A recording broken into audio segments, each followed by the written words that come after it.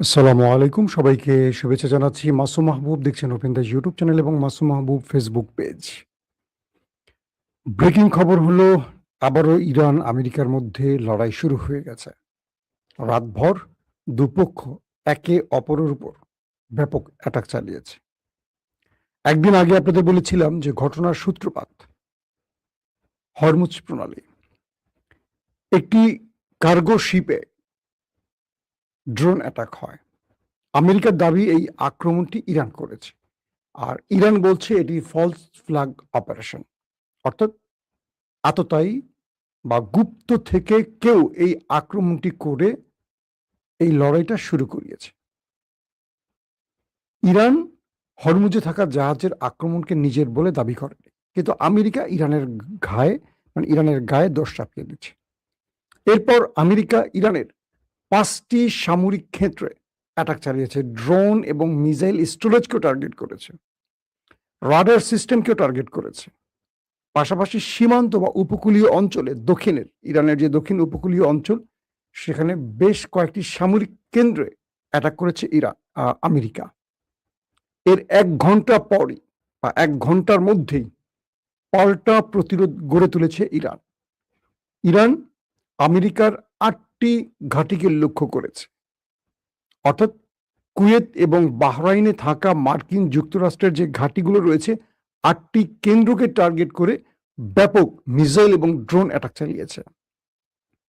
সর্বশেষ তথ্য অনুযায়ী কুয়েতের আল সালিম বিমান ঘাঁটি এবং বাহরাইনের 5th যে নৌবহরটি বা নৌ সদর দপ্তরটি রয়েছে মার্কিন যুক্তরাষ্ট্রের, এখানে ব্যাপক তাণ্ডব চালিয়েছে ইরানের মিসাইল এবং ড্রোন।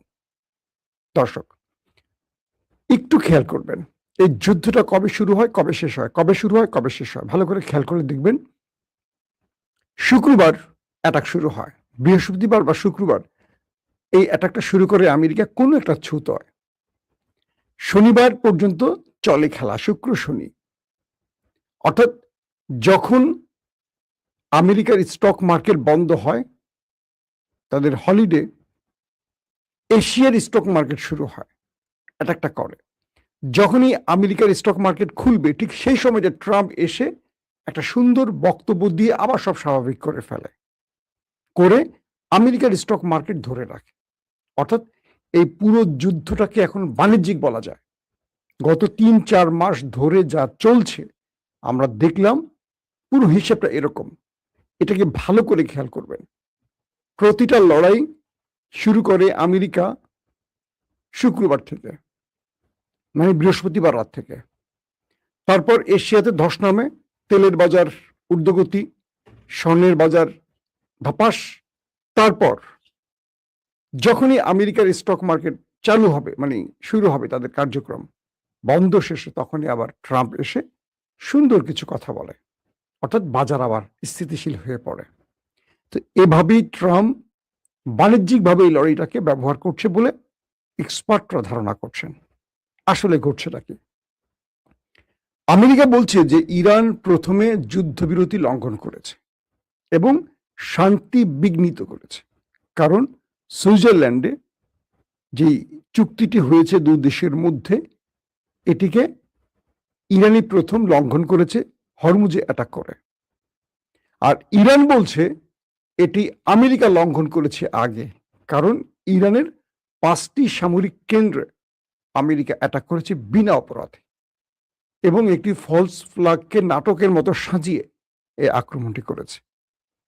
মাঝখান দিয়ে কাতার এবং পাকিস্তান বহু চেষ্টা করেছিল যেন এই পাল্টা আক্রমণ বন্ধ করা যায়, কিন্তু ট্রাম্প কোনোভাবেই তিনি থামছেন না। তিনি সকালে যা বলছেন তা দুপুরে পরিবর্তন করছেন, দুপুরে যা বলছেন বিকেলে পরিবর্তন করছেন, বিকেলে যা বলছেন রাতে পরিবর্তন করছেন। পৃথিবীতে এই মুহূর্তে এমন একজন প্রেসিডেন্ট পাওয়া গেল, যিনি পৃথিবীর সবচেয়ে পাওয়ারফুল একটি রাষ্ট্রের প্রেসিডেন্ট, কিন্তু তার কথার উপর কোনো মানুষ আস্থা রাখতে পারে না। ইরান বলছে যে ট্রাম্প এমন একজন বিপজ্জনক ব্যক্তি, যিনি কাগজে কলমে সিলমোহরে সিগনেচার দিয়েও যে চুক্তি করবে সেটাকে তিনি লঙ্ঘন করবেন। ইরান বলছে হরমুজ প্রণালীতে আমরা প্রত্যেকটি জাহাজকে চলাচলের জন্য একটি নির্ধারিত রুট ঠিক করে দিয়েছি, কারণ এই জাহাজগুলো যে রুটটা দিয়ে চলাচল করবে সেখানে আমরা তাদেরকে নিরাপত্তা দেব। এর বাইরে অনেক জায়গায় ইরান যে মাইন পুঁতে রেখেছে সেগুলোকে ধীরে ধীরে সরানোর কাজ চলছে। তো একটি জাহাজ যখন তার লাইনচ্যুত হয়ে ভিন্নভাবে সেই জাহাজটি আসবে তখন বিপদ ঘটতে পারে। পাশাপাশি সেই জাহাজটিকে সন্দেহ করা হতে পারে, কারণ শত্রুর কোনো গুপ্ত অ্যাটাকের কারণ হতে পারে সেই জাহাজটি। তো ইরান যখন বলছে যে তোমাদেরকে নির্ধারিত রুট বলে দিয়েছি, যে তোমরা হ্যাঁ কি বলে শাহবাগ থেকে বাংলা মোটর হয়ে বাংলা মোটরের রুট ধরে কারওয়ান বাজার থেকে ফার্ম গেট হয়ে প্রধানমন্ত্রীর কার্যালয় দিয়ে মহাখালী ওভারব্রিজ দিয়ে তোমরা উত্তরা রুট ধরবে, তখন ওই জাহাজটি, যে জাহাজটিতে আক্রমণ হয়েছে সেই জাহাজটি কি করলো, শাহবাগ থেকে এসে বাংলা মোটর দিয়ে কারওয়ান বাজার না এসে সেটা চলে গেল মগবাজারের দিকে। মগবাজার দিয়ে হাতিরপুল দিয়ে এটি আবার ওইদিকে মোড় নিল। তখনই সন্দেহটা তৈরি হলো ইরানের, যে এই জাহাজটিকে বারবার সংকেত দিচ্ছি, 4 বার সংকেত দেওয়ার পর জাহাজটি কেন ভুল রুটে গেল। বলা হচ্ছে যে এরপরে এই জাহাজটিতে ড্রোন অ্যাটাক হয়েছে, কিন্তু ইরান বলছে না যে অ্যাটাকটা তারা করেছে। এর পরপরই আমেরিকা ইরানের উপর কয়েকটি বড়সড় অ্যাটাক করেছে। ইরান বলছে এই অ্যাটাক তারা মোকাবেলা করেছে। এরপর আমেরিকাকে এমন শক্ত জবাব দিয়েছে যে আমেরিকা এটা আশা করেনি। বাহরাইনে তাদের যে 5ম নৌবহরটি আছে তার সদর দপ্তরে গুরুত্বপূর্ণ জায়গাতে এমন বড় আকারে ইরান অ্যাটাক করেছে যে সর্বশেষ ভিডিও চিত্র দেখেছি সেখানে এখন আগুন জ্বলছে। তবে যুদ্ধ থেমে যায়নি। এই ভিডিওটি যখন রেকর্ড করছে তখন কয়েকটি সূত্র দাবি করছে ইরান আমেরিকার মধ্যে উত্তেজনা চলছে, মানে আক্রমণ পাল্টা আক্রমণ চলছে। এখন অবস্থাটা বোঝেন।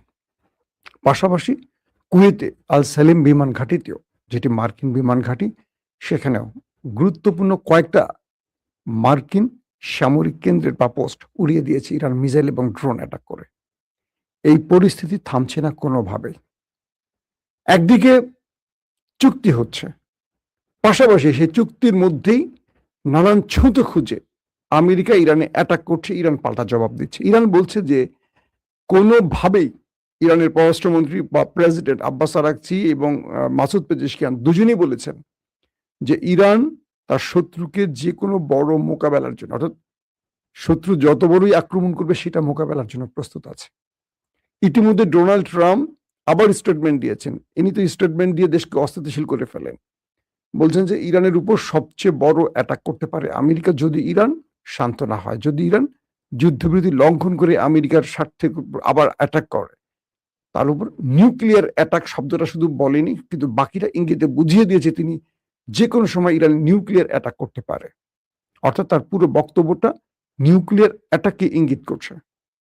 আমেরিকা এ পর্যন্ত গত 130-40 দিনের মধ্যে ইরানকে কমপক্ষে 20 থেকে 30 বার নিউক্লিয়ার অ্যাটাকের হুমকি দিয়েছে।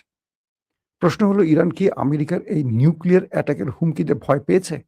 পায়নি, বরং আমেরিকাকে আরো শক্ত জবাব দিয়েছে। তার দুটো কারণ হতে পারে। এক, আমেরিকা ইরানের নিউক্লিয়ার অ্যাটাক করে সবচেয়ে বড় বিপদ ডেকে আনবে, কারণ ইরানের চারপাশে রয়েছে গালফ কান্ট্রি, আরব দেশগুলো। ক্ষতিগ্রস্ত শুধু ইরান না, তারাও হবে। নাম্বার 2, ইরানের নিজের হাতে থাকতে পারে নিউক্লিয়ার। আমেরিকা অ্যাটাক চালালে ইরান তার সবচেয়ে কাছের বন্ধু বা মিত্রের উপর নিউক্লিয়ার অ্যাটাক চালিয়ে বসতে পারে। তো সবকিছু মিলে ইরান আমেরিকার এই হুমকিকে একেবারে পাত্তা দিচ্ছে না। এখন পরিস্থিতিটা কোন দিকে যাবে? কাতার বলছে তারা আকাশ প্রতিরক্ষার মাধ্যমে বেশ কিছু অ্যাটাক মোকাবেলা করেছে এবং কাল রাত থেকে সকাল পর্যন্ত, এবং এখনো সেই শহরটির বিভিন্ন জায়গায় সাইরেন বাজছে। তার মানে ইরানের আক্রমণ এখনো অব্যাহত রয়েছে। বিশ্লেষকরা বলছেন এই আক্রমণটি এখন যুদ্ধে রূপ নিতে পারে, অর্থাৎ শান্তি ভেঙে গিয়ে একটা বড় ফ্রেমের যুদ্ধ শুরু হতে পারে। আর আমেরিকা বলছে তারা আত্মরক্ষা, অর্থাৎ তাদের যে সেন্ট্রাল কমান্ড সেন্টকম, তারা বলছে আত্মরক্ষায় অ্যাটাক, আর ইরান বলছে তাদের এটা আত্মরক্ষা, কারণ আমেরিকা তাদের 5টি সামরিক কেন্দ্রে অ্যাটাক করেছে। কি হতে পারে? কাতার, পাকিস্তান আবারও আমেরিকা এবং ইরানের সাথে দুতিয়ালি শুরু করেছে। তারা বলছে এই অঞ্চলে শান্তি প্রতিষ্ঠায় সবাইকে শান্ত থাকতে হবে। কোন একটি ছুতো এই লড়াইটা বারবার যে শুরু হচ্ছে, এটা এই অঞ্চলের স্থিতিশীলতা ধ্বংস করছে। স্বাভাবিকভাবে অর্থনৈতিকভাবে এই অঞ্চলের প্রত্যেকটি দেশ বড় মাপের সাফার করছে। পাকিস্তান এবং কাতার, যারা এই যুদ্ধবিরতি বা শান্তি চুক্তির নেপথ্যে সবচেয়ে বড় ভূমিকা রাখছে, তারা আবারও চেষ্টা অব্যাহত রেখেছে। পাকিস্তান, কাতার বলছে দুদেশকে শান্ত থাকতে হবে। তবে বিশ্বাসঘাতক বাহরাইন এবং কুয়েতকে ইরান শক্ত জবাব দিচ্ছে। কুয়েত এবং বাহরাইনের কয়েকটি গণমাধ্যম বলেছে যে মার্কিন যে সামরিক ঘাঁটিগুলোতে ইরান অ্যাটাক করেছে, সেখানে বড় মাপের ক্ষতি হয়েছে।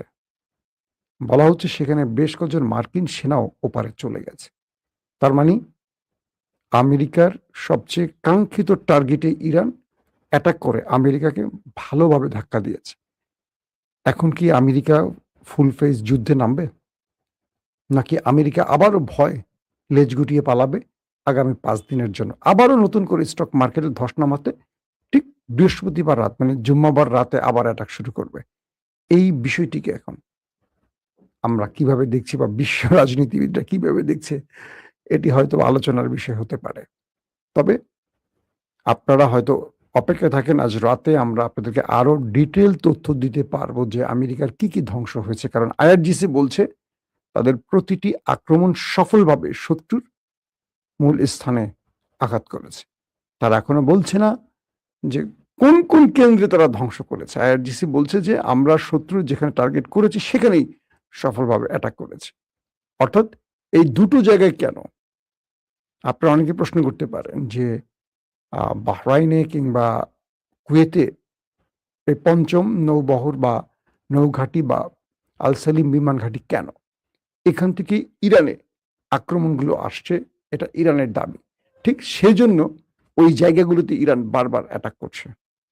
ইরান বলছে এই দুটো দেশকে সতর্ক করে বলেছে, এরপর এই দেশ দুটো শুধু মার্কিন ঘাঁটি নয়, এই দেশটি যদি আমেরিকাকে অব্যাহত সহযোগিতা করে ইরানে আক্রমণে, তাহলে ইরানের আক্রমণে দেশটির অন্য জায়গায় পড়তে পারে, অর্থাৎ রাষ্ট্রের গুরুত্বপূর্ণ, বুঝতে পারছেন তো, রাজপ্রাসাদেও পড়তে পারে। এবং বলা হচ্ছে যে ইরান এখন আস্তে আস্তে আমেরিকাকে এই অঞ্চল থেকে ভাগাবার জন্য খেলা শুরু করে দিয়েছে। গত 2-3 দিনে আমার যে লাইভগুলো দেখেছেন, আপনারা খেয়াল করেছেন যে ইরান মধ্যপ্রাচ্য থেকে আমেরিকাকে সরাতে আরো বড় প্ল্যানে খেলা শুরু করেছে এবং সেজন্য সকল মুসলিম রাষ্ট্রগুলোকে নিয়ে একটি সামরিক জোট করার চেষ্টা করছে। অতএব এই খেলায় ইরান পিছিয়ে সরে যাবে না। ইরান আমেরিকার আক্রমণকে জবাব তো দেবেই, পাল্টা এমনভাবে অ্যাটাকগুলো করছে যাতে আমেরিকা মধ্যপ্রাচ্য ছেড়ে দ্রুত চলে যায়। দর্শক, বিদায় নিচ্ছি এখনকার মতো। প্রত্যেকে ভালো থাকবেন। আল্লাহ হাফেজ।